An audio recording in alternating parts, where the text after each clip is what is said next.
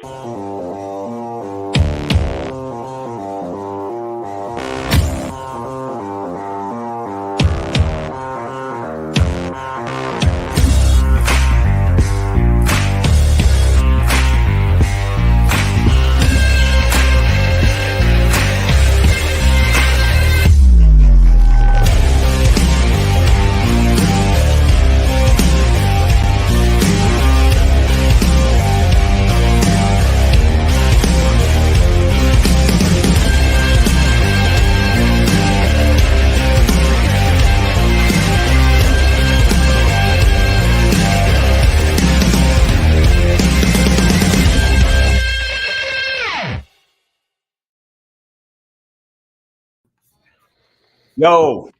what is up?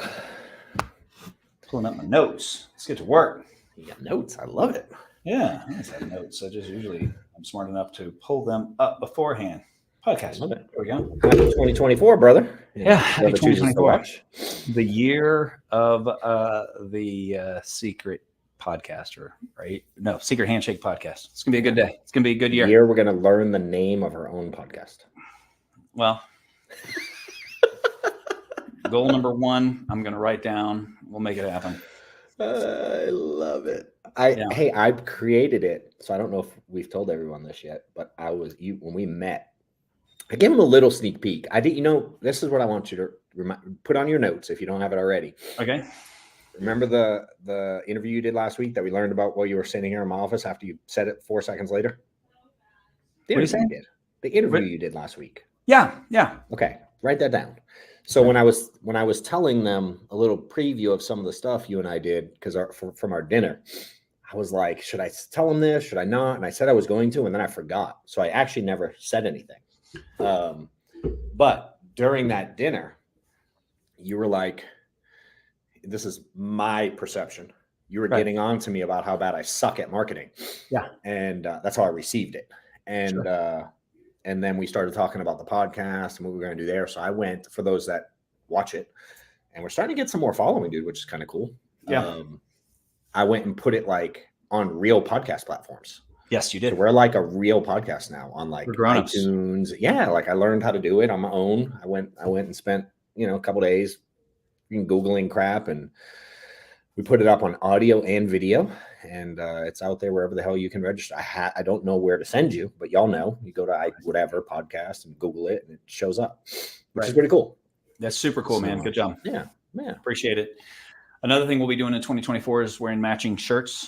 Yes. Every week. The sticker fell off mine. Right. Show them yours. Come on. Yeah. I buy all my shirts on Etsy. Do you? Yeah, I do, because nobody else has them. And it keeps me from having to go to a mall. So I always wore these shirts that would say shit like determined as AF or whatever. All these like saying shirts. I get on the Instagram algorithm, the ads, and I buy them because I like them.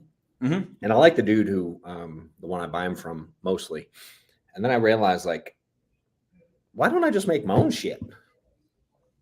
Because of like the things I say that I believe in that I would do, do more and get shit done, whatever the things I do. So we put together a little merch store that I've not put together, and I ordered some of the stuff. Right. I'm like, oh, this stuff sucks. So we're like editing it now. So I'm learning like how to do this thing. So I had to go into the store. I'm literally doing this on my own. And I called the team and I'm like, I need help because I'm not good at this. Right. And so we went into I think it's Shopify or whatever. And the type I picked weren't good. So we changed it to be like stuff I would actually wear, not like cheap crap. They got this Bella Canvas brand that I like. It's fire. So I'm gonna start wearing some, but it's gonna be my shirts. Yeah, I like that. Shit. Yeah, I like that. I got this guy that does that, and your team can go on and buy them with the logos and all the stuff. And I never finished it. Nope, I finished mine's on the website now. We're tweaking it to make it work. Yeah. So I told them last week, I'm going to get better at this marketing thing. Good. I can tell. Yeah. I saw that. Yeah. Proud of you. Yeah. So God talked to me on Christmas Day. Okay. Yeah. I know that sounds weird. But I don't know another way to say it. So I don't know how to put it out there and get what happened to me across without saying God spoke to me. And here's what he said. He said, if it can be done, why not you? Oh, I saw you post that. Yeah. And like all of a sudden I'm like looking around at everything I have and I'm like, this is shit. I'm looking at my beautiful home and I'm like, it's shit. I'm looking at my company and I'm like, this is shit. I'm looking at my marketing. I'm like, this is shit, you know? And I'm like, you know, there are so many people that have accomplished so much, and I have accomplished mediocrity. Yeah. You know, not compared to a lot of people, but compared to average Joes, but that ain't saying much. I'm not an average Joe.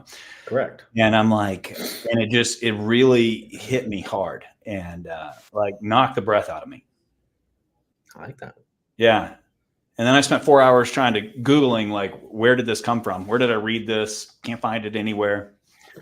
It was the voice of God. And so if it can be done, why not you? And so, man, it's going to be a big year. It's going to be expensive here too. Hired a full-time videographer yesterday. Local guy to do where I'm not getting rid of the content and the stuff that I'm doing now. Yeah. I love that. You know, it's flashy, it's in your face. But I found this kid who is an incredible storyteller. And this guy can, in 45 to 90 seconds, just tell a story without even using words. It's absolutely beautiful. And so I've got him starting full-time on Monday. And to go, you know, to take the brand in a different direction. We're not going to stop the direction we're going in. Right. But you know, there's more to me. Like all of our reels and all of our marketing and everything is like, rah. Yeah. And you know, there's a part of me that is that, but also just like you, just like this is a different version, right? And I want that storytelling, and I want that out there, and I'm very excited about what we're doing. Dude, so I'm thinking selfishly right now. Sure. I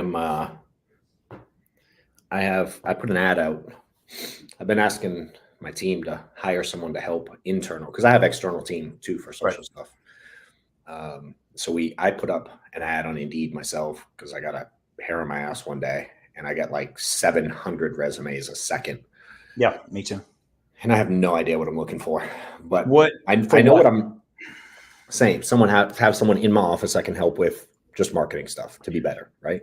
Whether they're good at video, they can travel with me if I want them to, they can pay attention. Like they can, if you saw, again, we've talked about this before. If you saw how this looked behind the scenes, like if there were cameras showing us getting ready for this thing, because when you were in last week, we moved, remember we moved so we could do it together. Well, we were too dumb to remember we did that. So when you text me for the link, we come downstairs and Amanda's like, shit, we tore everything apart and didn't put it back the way it was when I'm here by myself. Right. So like, I need someone to do that stuff. I need someone to like, again, make my social a little bit more versatile. Kind of record some of the behind the scenes stuff that we do. You know what I mean? Just mix it up, dude. To do more of it. And we're getting people in. Right. Well, what I might, dude, I might ask you for some help when we narrow it down to a couple people, like make sure I'm not hiring a fucking idiot again. So it sounds like you're asking my advice. I'm asking for your help when I narrow it down. Advice I'll always take from you. Yeah. I will tell you that in my experience, you know, think of it like you would an agent. Like, so if I told you, listen, you got to go hire an agent, you only get to hire one. And you're going to have to build everything off of this dude. You're going to be, you know exactly what you're looking for. 100%. I can do that all day. You know exactly what you're looking for. And on this, so I would say I got about 300 resumes. Yeah. I put in Indeed exactly what I've been looking for. I go, hey, I need you to look at this. I need you to do this. I need you to do this. If you don't send me your portfolio, you're deleted. Yep. And you know, and I'm writing it in all caps too. Yep. We do that. And so then, you know, I'm not very talented in that stuff. I'm more talented than most people, but I'm not very talented. Yeah. That's not where my talents lie. And so the first thing is I knew that I wanted a storyteller. Okay. Right. So I'm like, I want a storyteller. I'm not looking for what I already have, which is flashy, in your face reels. I want a storyteller. That's what I'm going after. Okay. So I said, I know exactly what I want. I need to know exactly what I want. And then you go looking for someone who has that talent.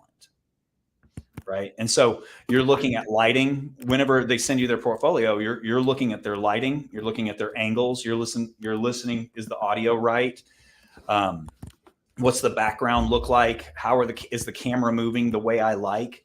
And you're just going to be uber duper picky on every single aspect of their portfolio, because of their portfolio. Listen, their portfolio is what they think is the best thing they have. Yeah. Yeah. And so I ended up, I had however many 100 resumes. There was only 2 people I was really willing to have a conversation with. I got 1 so far out of we're in the ballpark of probably 150 resumes that have come in. I got one person. He's local. I mean, I want local. Right. I don't me, Atlanta's not local, and I live in the burbs. So it's hard to find someone who's not in, you know what I mean? Like out in our little area. Right. And in this, you're going to get people from New York and California. Yeah, I did. If they aren't local, I don't even look at the resume. And if they don't do the assessments, and I made them do you can set up on Indeed where they do a video interview where I pre-ask 3 questions and they have to answer them on video. Like 6 people did it, but 5 of them hid from the video. Only 1 dude did it live where I could see him interaction. He had notes, kind of showed the site. It was like he actually did what we asked. I got 1 out of 150. Now, I don't know if he's going to make it to the next step, but. So then I brought the guys in, and I'm like, listen, and what I'm looking for, I'm not looking for somebody to work with me forever. I mean, that would be great. I want 1 year. And so the deal that I try to make with people is just like with insurance. I go, listen, this is about who you and I are both going to become in this next 12 months. Yeah. Not about how much money you can make. And if you're the right person, I'll overpay you. I got no problem with that, because I live in a world where if you do your job right, I'll make that, 100-fold. Yeah. And so I'm looking for someone, I want someone young, 25-ish, so that they're willing to grow. Someone that's looking for a coach that I can mentor them and they can mentor me in their direction. And someone who's hungry. And I don't want to bring them in and go, listen, this is what I already have. I need someone who can duplicate what I've already got. I don't want that. Yeah. Because these are artists. These aren't, with an insurance agent, you go, listen, come in. I need you to just do what I do. But artists are different, right? So with an artist, you go, if you try to take an artist and put them in a cage, everything's going to fall apart. Yeah. So when you're looking at their content, you want to look at their content and go, I love exactly what you are. Now let's take your Nike ads or your Bose ads or your Puma ads or whatever, and let's just replace the logo and create that same thing again, but in our direction, in storytelling of who the Perry Lunsford brand is and who the Healthy Insurance Dude brand is when the cameras are off, but with the cameras on. Does that make sense? Yeah. Do you ever find that people in that artistic world want to try to make you someone you're not? Yeah. Because I struggle with that. Like I'm not very artistic but I do I don't want to not be me. I'm not doing fucking TikTok dances. I don't care if they're viral. I don't it's not me. Right. You know what I mean? So I've struggled with I have that same fight. So that's the first, when I meet an artist like that, I did that with the guy that I use now. And I did that with these guys. Is nice to meet you. I do not want to change who you are, but it's important to me. I say that to them. Oh, I follow. I do not want to change who you are, but it's just as important to me that you don't try to change who I am. Oh, love it. Okay. Dope. Because I've seen your content. I think your content's amazing. But also when I look at your content, I see a lot of the same thing. And I see everybody appears to be the same character. Yes, which I don't want. And I don't want that. Yeah. So I don't want to take away from who you are, but we have to find a way to work together to where we're not taking away from who both of us elevate each other instead of one of us. But I don't think you need to worry about that, because you're such a strong person. Yeah. Your concern is going to be, because you're such a strong person, it's going to be, the hardest part isn't going to be them trying to make you stop being who you are. The hardest thing is going to be them stopping being who they are. Correct. I do trample people sometimes, not on purpose. Yeah. I mean, that's just part of who you and I are. We have that strong personality. And, you've been doing this a long time, so not to do that. Yeah. But especially with an artist, you have to make let's set these boundaries real quick. Don't let me take over who you are. Got it. I like that. But also, don't try to make me do TikTok. Yeah. I like it. But I don't think you need to worry about that. You're not going to do something that makes you uncomfortable. No, I'm not. But I'm like, we've had them, and then they're like, well, this is viral this week, and I'm like, I don't care about viral. But I'm not interested in that. I'm not interested in being viral. I don't either. I'm not either. I'm interested, and I've always been this way. I'm interested in painting a picture of who Perry Lunsford and the Healthy Insurance Dude is. Yeah. That's what I want.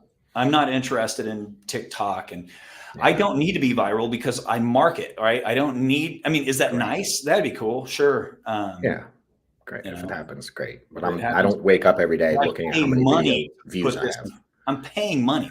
This is going to, 3,000 people, 5,000 people, 10,000 people a day or more are going to see this because I'm going to make that fucking happen. Yeah. I don't need it to go viral. But if it does, cool. Yeah. That's good advice. I like it. Yeah. There you go. So we've got that. Let's see. So did my Forbes interview. That's what I wanted to say. So tell them how it, dude, explain how it. How what? What if they were behind the scenes with us that day?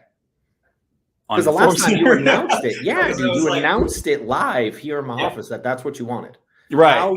Tell them how long it took from the time you said it till the time you got the call. 12 minutes. Correct. Yeah. Like y'all, I was curious because I didn't know this was a thing of yours. Like they saw that. If you haven't seen it, go watch his last one before, whatever it was. Right. And I think it was 2 ago. And it's the only one that Perry and I are physically together. And I'm like asking you about stuff, and it just went down a road. I didn't know where it was going. And I was just curious. I'm like, when the hell did you decide this? And you're like, I think you said yesterday. It was yesterday. Before, yeah. At the time.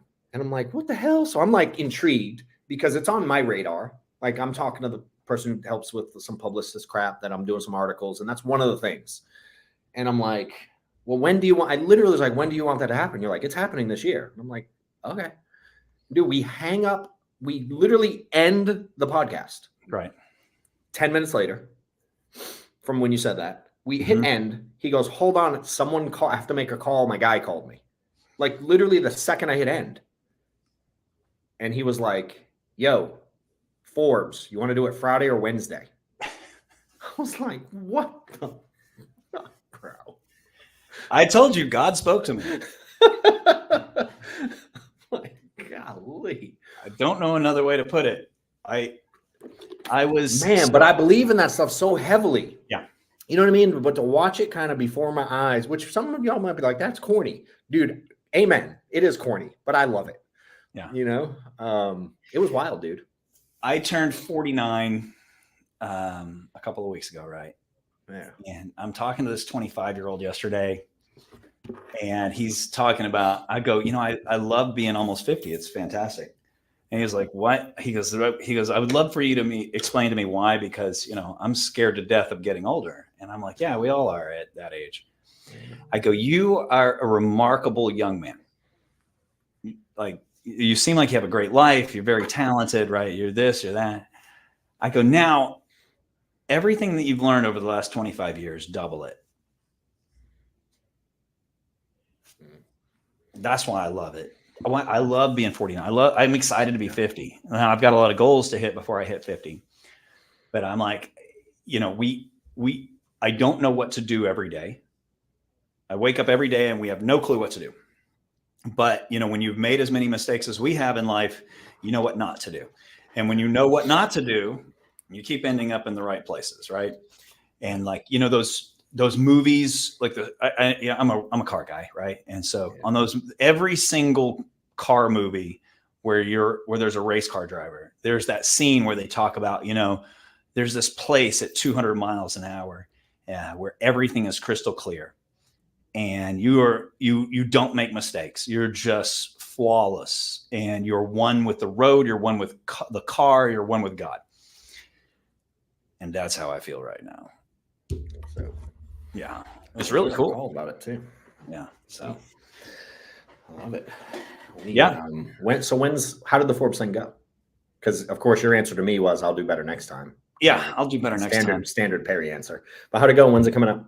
I mean, I don't know. It's one of those things we did between 2 holidays, and hell, maybe they didn't like me. Maybe she seemed like she loved me, but maybe she didn't, or maybe you have no idea. I have no idea. Maybe it never hits the shelves, and it was just an experience and an opportunity to be better next time. I love it. My wife's like, that was wonderful, and I'm like, I love it. It's first try. Yeah, we'll do better, dude. We'll do better next time. So you worked all break? I mean, I didn't go anywhere. I didn't work the entire time, but I work just that's who I am, dude. I get bored. Right, me too. I always tinker with something. I'm always working on something. So I definitely, again, I worked on just a few things we talked about. I have a meeting after this with my team to go over. Amanda and I do this. She calls it like a brain dump. So I have a lot of stuff up here. And if it gets to be too much, I get stressed out a little bit. I get like, it's too much.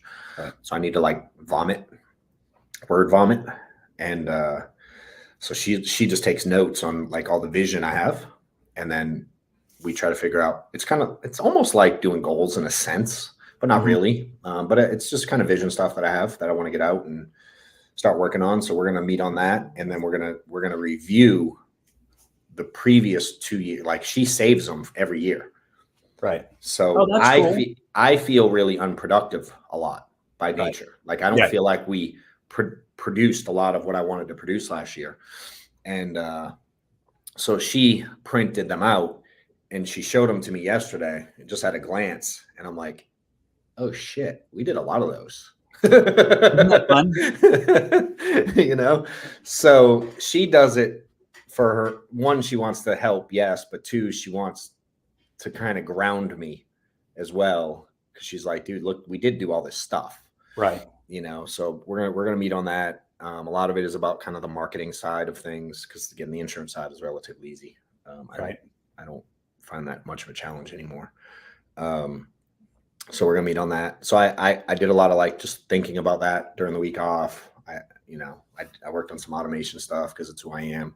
Right. I actually built which I want to get your feedback on. I'm going to send something to you. So I made obviously like a numbers guy, kind of a nerd. I'm an Excel geek, like Microsoft Excel.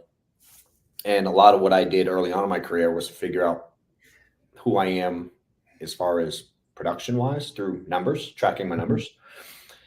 And I've always talked about it and shared it in the way I kind of navigated through the business as an individual producer and use numbers to help agents kind of see where they're really at production wise versus their expectations. And I've had a lot of people just crazy enough. I'm like, I'm going to build something that I can just let the average person use. Right. Like my tracker, but to where they don't have to know how to use anything. Okay. They just plug in some basic crap and it spits out like how many appointments you run a week, a month, a year, how many presentations you have, how many leads you buy, kind of ROI, just basic stuff, the things I like to know. Right. And if someone calls me for help or they're struggling, it's the questions I ask. No different than like, you ever watch that show, The Prophet? This dude, Marcus Lemonis. Sounds familiar, but no. He goes into different businesses. He owns a shit ton of businesses, but he goes into different businesses that seek him to help turn them around. Mm-hmm. And he'll look at their business. And if he likes what he sees, he'll write a check to buy into it for whatever percent. It's kind of like Shark Tank in a sense, but they don't sit that. He literally goes to their business. Okay. And goes through everything. How does this work? How much does this cost? How much inventory do you have here? Where do you get these made? How do you produce them? Like literally every piece of the business. Right. And what he always goes through is the numbers. And he has this really simple formula of how he figures out if he's going to invest in a business or if they're worth doing anything with, or if he can help them. And it's always, it's funny. It'll be like companies that don't know what their cost of goods are. Like they have no idea how much they pay for those t-shirts you buy. Right. They sell them for $15 and then he breaks it down and like, you dipshit, you make this for $19.50. and you're selling it for 15. No wonder you're losing money. But they don't know that. And I feel that same in our business. If I ask a lot of agents what's up with their numbers, how many appointments they run, how much they spend on whatever, they have no clue. So I started building this. Again, I took my version. I'm like, I'm gonna make a really simple version for people and just give it away as like value, right? And as you said, to ask for something. So for me to ask for people's information so I can continue to communicate with them, I'm like, I should give them something. Right. So I build it over the break, and it took me a few hours, nothing crazy. And then crazy enough, I'm doing a training today with a group, and they were like, "Hey, can you talk about tracking numbers and activity?" And then our FFL convention is next month, and they announced the agenda yesterday, and I'm doing how to track your numbers. And I'm like, dude, what the hell? So I build the thing, and then just coincidentally, 2 people asked me to teach on that thing I built. So I spent a lot of time last week doing that. Right. Just not only building it, which didn't take crazy long, but like making sure it worked and testing it and kind of working on the presentation of it and stuff like that. I mean, I want you to see it because I think it'll apply to all lines. Sure. It's pretty generic stuff. Y'all make phone calls, you buy leads, you do presentations, and you have numbers. So I'm like, I think this will work for about every line of insurance. Sure. And help people really see their business from a different perspective. I don't think it's just insurance. I mean, so back to what I always talk about, it takes 4 things to build a company. You don't need 4 things to have a company. You need 4 things to build a company: marketing, sales, leadership, sales, marketing, and accounting and analytics, right? Yeah. That's the accounting and analytics part. Yep. And so like the night before I came to visit you, I'm sitting in a room with a group of people that own a pretty big marketing agency, and we don't work together, but they're a better version of what I am, and we were talking about sales, and they were like, well, we're having these problems with our salespeople, and the fact is sales, right? That tracking thing works no matter if you need to sell more people mowing lawns or on marketing or life insurance or health insurance or cars, like whatever it is, it's a numbers game. The Alex Hormozy, $100 million leads, you can shrink that whole book down into one sentence, which is, if you have a good product and if you know how to sell, then your only problem is you need more leads. Yeah. And the only way to get more leads is to have more action. Yeah. And then to track the shit out of it. Yeah. Makes sense. Yeah. So I'm gonna give it away. I guess my point is we're trying to today to, I had a call with the team that does the website stuff. And I'm like, how do we make one of those things that like, when you get there, it pops up like, hey, get a free tracker and put your, so we're like literally going through that's what I've been doing this week, is trying to figure out that side of the marketing. Now, what I'm doing with it, I have no clue. I actually have no plan. I don't have anything that I sell people. You know what I mean? Like, I just want to help, and then it'll lead where it leads. You know what I mean? Well, you need a plan at some point, but yeah. I do, but I don't have one yet, other than give it out. And we'll have certainly people's information that are interested in listening to the shit I say. Right. And then you're going to put them in the emails. And for sure. Yeah, we're creating a newsletter. So we're going to do a little newsletter thing to put, and again, who knows what we do with it. I have a short-term plan of what we're doing. I don't have a very long-term plan yet. Yeah. So I'm more of a like, let me just do it because you said I suck, and then we'll figure out the next steps over our next few meetings. We'll figure it out. We use the word goals a lot, and with it being January 3rd or whatever it is, everybody talks about that word a lot. Man, I don't really like that word. Okay, why not? I've just always been able to my entire life just decide something. Agreed. And then it happens. Like, do you ever see the movie The Ladies' Man? No, I don't think so. Oh, it's one of the greatest stupid comedies of all time. Really? It's a Saturday Night Live thing. Anyways, in that, his whole life falls apart, and they're like, well, what are you going to do? He's like, well, I'm going to have sex and wait for something random to happen. But for me, it's always been like, I decide I'm going to go, I'll just decide. And I don't know how we're going to do it. I'll decide I'm going to sell more insurance in a week than anyone's ever sold ever. And then I just do it. Right. So 2024 decisions, not 2024 goals. Yeah. I mean, it's like, to me, there's no, where our goal is this year. This is what's going to happen this year. Perry, the Perry Lunsford brand and healthy insurance dude will be a household name. I'm stealing that. Well, you can tell people all the time that Perry Lunsford and the healthy insurance dude are going to be a household name. Yeah, I mean, it's just always been that way for me. I just decide, and then it happens. Now, it doesn't. And you know what? Magic. It happens. I'll give you credit too. What's that? I'll give you credit too. You don't have to give me credit. I'm going to, though. Thanks, man. Well, that's just us bragging that we're friends. It is 100%. Yeah. But the word goal has just never been. Ever since I was a kid, it just made me uncomfortable. I'm like, even like in high school, I'm like, I'm going to be. It's like an out, kind of. Like using the word goal is kind of like an out. So if you don't hit it, you're like, hey, it was a goal. I tried. Yeah.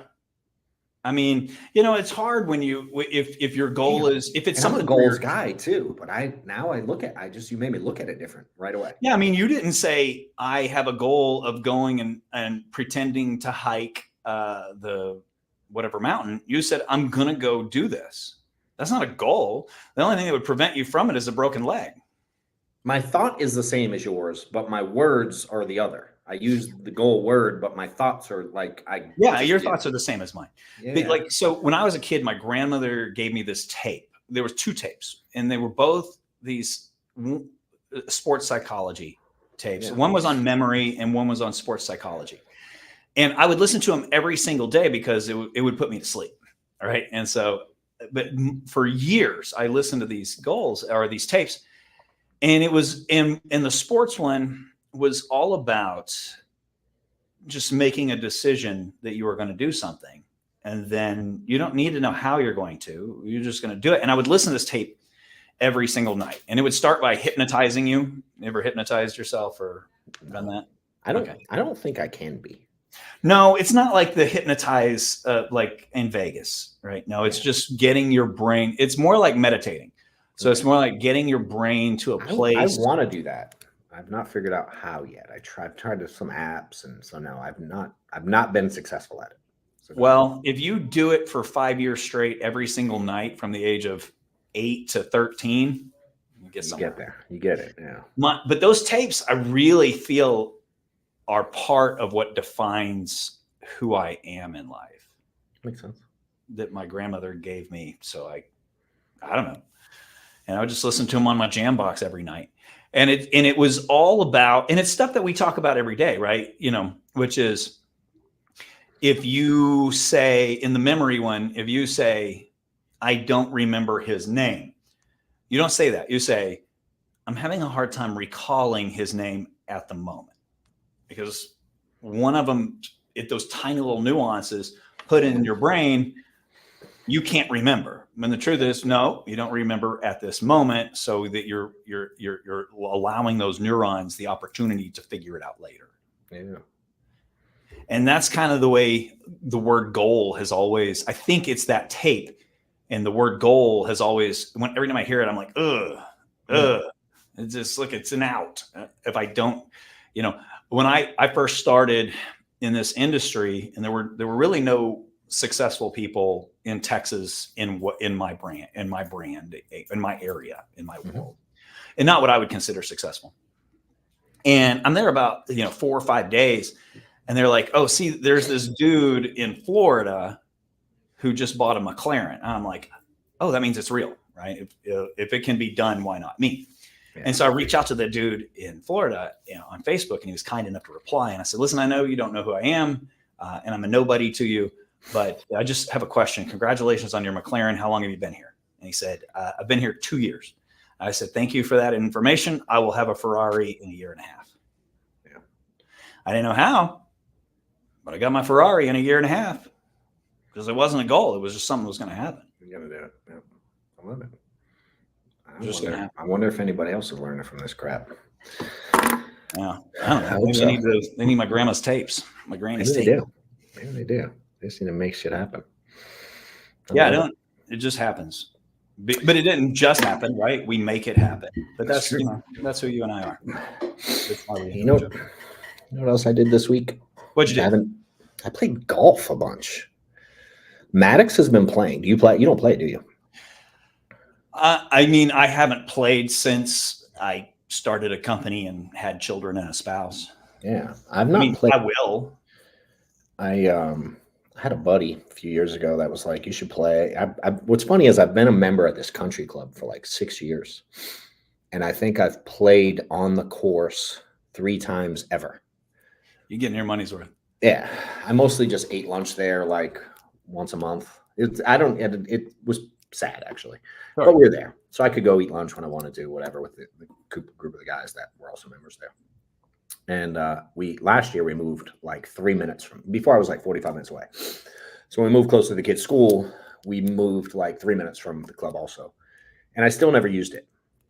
And my excuse was always, I'm just not good and it's not fun. Like the game irritated me chasing the ball in the woods. You know what I mean? Like shanking. Not being good at something when you're good at everything sucks. I was like, I was so frustrated. And I didn't have the desire to commit the time that I knew it would take to get better. I just didn't. I wasn't willing to put in the reps, and I didn't want to be mad because I got mad. So I didn't play ever.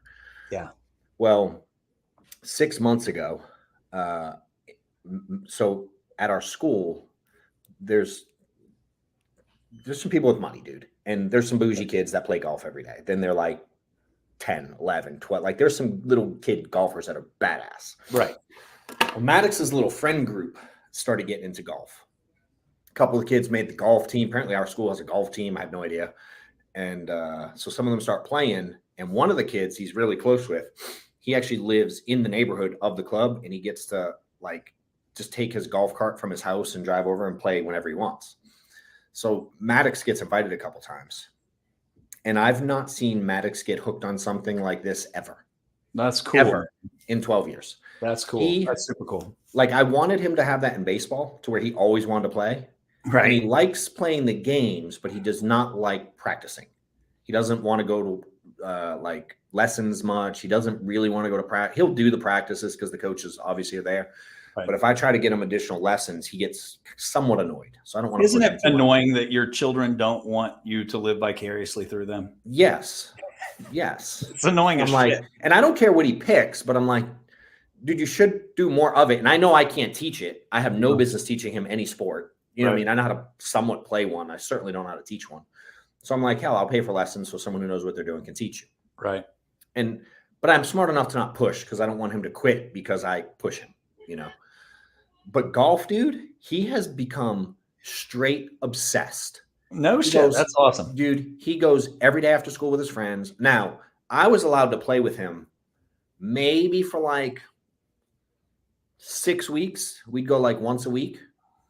Now he's like, hey, Dad, can you bring me to the club? I'm like, yeah, can we play? He's like, no, I'm playing with Miles and George. Right. You're too slow. Dude, so I'm not even allowed. I'm not even, and they walk. So they won't let me play with them now. So I'm like, well, hell, I'm here dropping you off. I may as well play. Right. So I've been playing like just by myself. Okay. 9 holes. I can't play 18. I don't have it in me, but I can play 9 in an hour and a half, whatever it is. Right. And so I've been playing 9, and I'm like, relative to if you take all the people that suck, I'm like, I'm getting halfway decent. Nice. All right. And so we're playing this week. How are you to find that? Yeah, like I'm actually having fun. So I'm like, oh dang, there might be something to this game a little bit. I don't know. So we're playing this week, and Maddox again wants to go the other day, and on New Year's Day. And now the club's normally closed on Mondays for whatever reason. But so he's like, can we go play golf? I'm like, dude, it's Monday. He goes, yeah, they're open. It's New Year's. So they opened for New Year's. So I was like, okay. So I drive him over, and it's cold as shit. It's like 30 degrees here. Right. Windy as all get out. So he goes and play. I go play. I finish 9, and he'll stay, dude, for like 8 hours. They'll do the driving range. They got a little putting green they do. They'll play 9 holes, 18 holes. They'll do the putting. Him and his buddies just hang out there. They play pickleball. They go eat in the club. Like they hang out at the club the entire day. Right. So I finish my 9. I'm like, yo, where are you? He doesn't answer, which is pretty standard for a 12-year-old. Right. And I'm like, do I go? I'm literally leaving the 9th hole. And I'm like, do I go find him? Do I go home? Like, I'm trying to figure out what to do. And I get a call from Miles' dad. He's like, yo, can you go find the boys? Maddox is crying. I'm like, what happened? He goes, well, they're dicking around, I think, by the lake. And Maddox dropped his phone in the lake. And I'm like, oh boy. So Maddox is he's like the most responsible child on earth for his age. Like, he doesn't lose anything. He doesn't forget anything. If he's like, I left this here, we believe him over ourselves. Okay. I'm like, nah, dude, you left it at grandma's. He's like, no, it's in the backseat. I'm telling you. He has a history of just being very responsible with stuff. So I'm like, this kid's going to be devastated. So I'm driving around. I don't know the regular course. They got 18 hole course and a 9 hole. I played the 9 hole. 18. I don't know how to get around. I don't know where the holes. I don't know the numbers. I don't know anything. Right. So I'm trying to find him on the Life 360 thing, which is in the pond. I'm trying to call Miles. He don't answer. So I'm driving around trying to find the kid. And I'm like, he's going to be crushed. And now I'm like, now how do I handle it? As I'm driving over, you know what I mean? I'm like, right. Am I supposed to be mad that he lost his phone? Like, you know what I mean? Like, what do you, right. And I'm like, I don't want him. I know he's thinking I'm going to freak out. Right. And what I dislike is Maddox has some memories of like, he mocks me a lot. And like, I, especially when I was younger, but I can get like angry over shit I shouldn't get angry over because I don't have time to think. And he'll like, remember this time when I was 4 and I threw the football at your nuts and you got mad at me and you yelled and I peed myself? Like, he tells the story all the time. Right. So I'm driving over and I'm like, finally he calls me back on Miles' phone. I'm like, where are you? He's like, I'm on hole 8. I'm like, well, where's your phone? He's like, on 6. And I'm like, can you go back to the phone so we can find it? And most of the water, like when you hit a ball, there's like a ledge and it's water. You can go in and get it. Right. So I finally get to him. Dude, he's like snot face down his mouth, like shaking. Mm-hmm. And he got this ball where you can find the ball in the water. Like, you stick it in the water and scoop it, whatever. It's like 10 feet long. He's literally scooping it down there. And I see him and he's standing on the edge. There's this piers, like those wooden piers, like whatever those walls are called, sure. Retaining wall. And he's looking over the edge and he's doing this thing with the scooper in brown, murky water with a 10-foot pole in it, like he's trying to dig his phone out. And in the scooper has like a little circle. Correct. Right. Yes. It's going to do nothing. But he's like, I'm sure he's freaking out. So bad that he's making an effort. Correct. Right. So I walk up to him and he's like, he just looks at me. I'm like, I look down. Dude, you can't see this deep into the water. Right. And it's not at the edge where you would see a ball. It's like it fell off a cliff and into 14 feet of murky pond water. Right. I'm like, bro, it's okay. Put your scooper up. Let's go play. Shit happens. Right. He's like, I just want to go home. I'm like, dude, relax. Like, just effing, like, it's okay, dude. It's just a phone. Yeah. We'll go get you another one. Yeah. It's all if good. It was the 4th one, we'd handle it different. Correct. And that's what I told him. I'm like, dude, you're so responsible. Like, what happened? He goes, I was running he was jogging with his little cart pusher, whatever it's called, the thing you walk with. Yeah. And it hits like a little stump and his phone jiggled out and it hit the ground and it fell in. No. And I'm like, bro, I mean, what are you going to do? So we finished 3 holes. I get him to like wipe his face off. He starts playing. He does not want to play. I'm like, dude, we're going to finish the 3 holes. It's okay. Like, relax. So we finished 3 holes. And I spent New Year's Day. We drove to 4 different AT&T stores to find one that had an iPhone 15 in stock.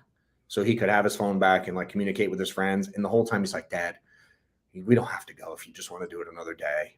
And I'm like, bro, if I handle this wrong, this is going to be one of those memories where you're like, remember that day and you were an ass because of the stupid phone? And I'm like, dude, I could buy 12 million phones. Who cares?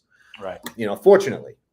Right. So I was like proud that weird enough that he was upset over it because he's not like a spoiled little shit that he actually thought he was not going to get one. Because I wouldn't buy him the iPhone 15 for Christmas just because he wanted one. Because he had the 14 and it worked fine. So it could be a really good ploy on his part. But I do like that he's not a spoiled brat, or that he's not spoiled, but also you drove around to 5 different stores to find a 12-year-old an iPhone 15. Correct. Like it's like what life do we live in? You know what I So mean? he is spoiled. He just doesn't realize it. He is 12. He doesn't But realize he's not it. a spoiled brat. And no, he's not. And then I did worse. And so I'm like, all right, well, now that we did that, we're out. We may as well go to a little golf store. And I bought him a freaking new putter too. You know what you could get him is one of those stick things, those 10-foot sticks with a bigger net on the end. You couldn't, dude. We might sit there for 4 days. And I'm like, you would need a scuba suit with a mask and a tank on your back to find that phone. Like, it's just. I used to, when I did play golf, was in Georgia. And it was in South Georgia. I played a lot of golf in South Georgia. And it was fun because you'd be in the middle of playing. There's water hazards everywhere and gators. South Georgia must have been. Yeah, it was South Georgia. Yeah. We don't have gators. There are gators everywhere, man. Yeah. Y'all don't have those there? Nah. We got little snapping turtles in the water. Because he thought we were going to get it. At one point, the consideration was, do we get in? And I'm like, if it was like 2 or 3 feet, I'm in. I'll get in the water. Who cares? It's cold. We'll get the phone. But I'm like, I'm not diving in that. And he's like, yeah, you wouldn't want those snapping turtles, Dad. It would hurt. So it made him happy. Hey, you know what we need? What? You know what I want? These suckers. I feel like I drink so much of this. We should find a way to get them to sponsor us somehow. I just like everywhere I go, people ask about it, and it's just freaking water. And I'm like, it's in so many of my videos, and people ask about it, and I'm like, I think literally just water. It is literally. Everyone thinks it's coconut water, and then I have to put how many I'm on because I'm doing that 75 hard again. So I'm on my 3rd one. I need 8 of them a day. Okay, but I feel like that should be not one of our goals, but one of our decisions for me. A joint decision for me to get these. If anybody knows, I want these fuckers to pay us. Okay. Or give me free water. Yeah. How much do you want them to pay you, John? Oh, bro. Can I name a number? Yeah. I'm like, well, it worked. I'm going to go buy some of that. It works for us. Do you know why we get it? Why? Did I ever tell you? You don't know? Did I ever tell you? So Steph had cancer. I think you knew that part. I did. She got cancer at 40. So first mammogram, she gets cancer. And she's fine now. For those that always, I used to not like tell that part to the end of the story. And I'm like, no, she's fine. 6 years. So she gets cancer. And as you go through that process, part of it, they do testing to figure out why, I guess, like what type and why and how it started, whatever. So she got like, it's environmental cancer, I guess, is what they told her. Sure. So environmentally caused. So she's really like particular to make sure whatever she drinks from or eats from isn't whatever would cause that. I'm really ignorant with it. So I don't know what it's like. So it's like vegetable stuff. Yeah, it's that what the container's made out of. Like there's something with plastics. If it sits in too long. Yeah. She's like really smart at it. So she found this water because it fit her preferences. And I've just learned to really like it. So we've been drinking it like 5 years. And now if I drink a different water, I've convinced myself I taste something weird and I don't like it. I like that. All right. Yeah. Well, I'm sold. I'll find some. It's good though. Yeah. I do like it. Yeah. What do you do? John, that was fun. Thanks. It was fun. Good game. Yeah. Had fun, dude. We'll talk soon. See you again next week. Have a beautiful day. There we go.